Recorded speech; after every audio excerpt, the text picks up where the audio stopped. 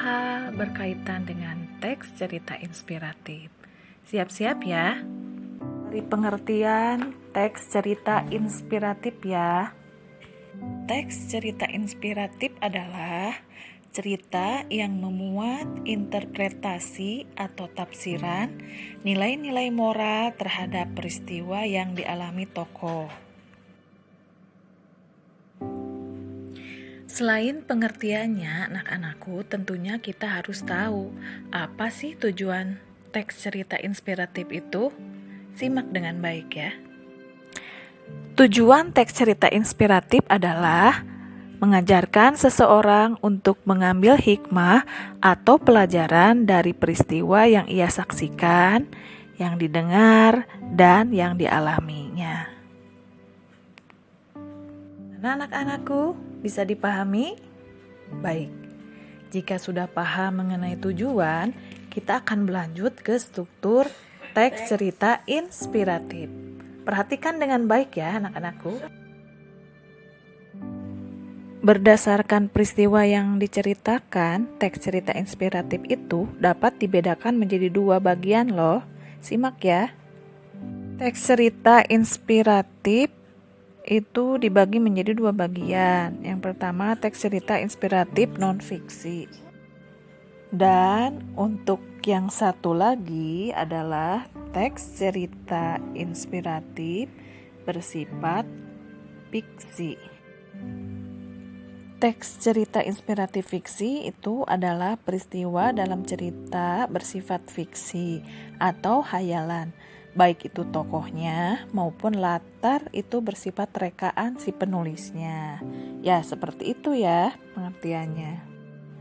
Nah, untuk strukturnya itu tergantung apa yang kita pahami ya. Ada beberapa bagian yang Ibu akan jelaskan. Di antaranya adalah untuk strukturnya, yang pertama yaitu orientasi atau pengenalan. Nah, untuk pengenalan itu biasanya mengenalkan tentang keadaan, latar atau tokohnya dalam cerita tersebut ya. Yang kedua adalah perumitan peristiwa. Biasanya di sini masalah sudah mulai menuju ke puncak cerita setelah orientasi. Bagian yang ketiga yaitu bagian komplikasi. Di sini masalah yang dialami tokoh utamanya adalah masalah yang berupa konflik-konflik baru atau konflik dengan tokoh yang lain, sehingga masalahnya itu semakin kompleks. Nah, itu untuk yang ketiga. Berikutnya, bagian struktur yang berikutnya yaitu resolusi. Apakah itu resolusi? Kita lihat ya. Pada tahapan resolusi, tahap ini menceritakan penyelesaian masalah yang dialami tokoh atau sudah menemukan pemecahan masalah dalam konflik cerita tersebut. Pada tahapan berikutnya, struktur teks cerita inspiratif itu yaitu koda atau interpretasi. Seperti apa itu koda, seperti apa itu interpretasi? Coba perhatikan dulu ya. Baik. Pada bagian berikutnya yaitu koda atau interpretasi adalah bagian akhir dalam teks cerita. Dalam teks cerita bersifat non-fiksi disebut interpretasi.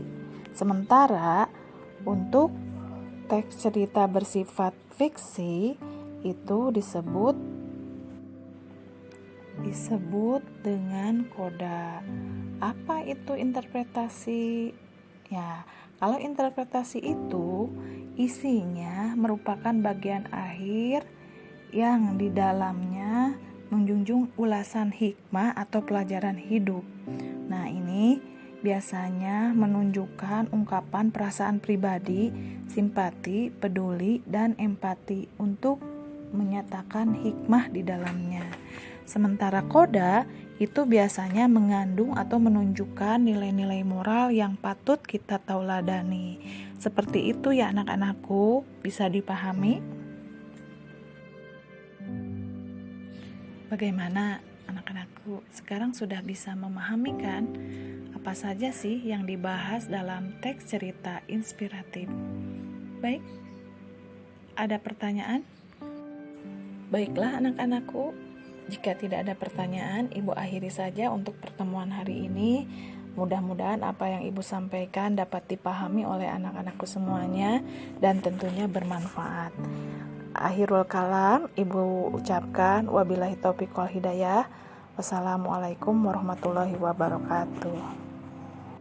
Dah, sampai jumpa lagi dalam PJJ Bahasa Indonesia berikutnya. Terima kasih.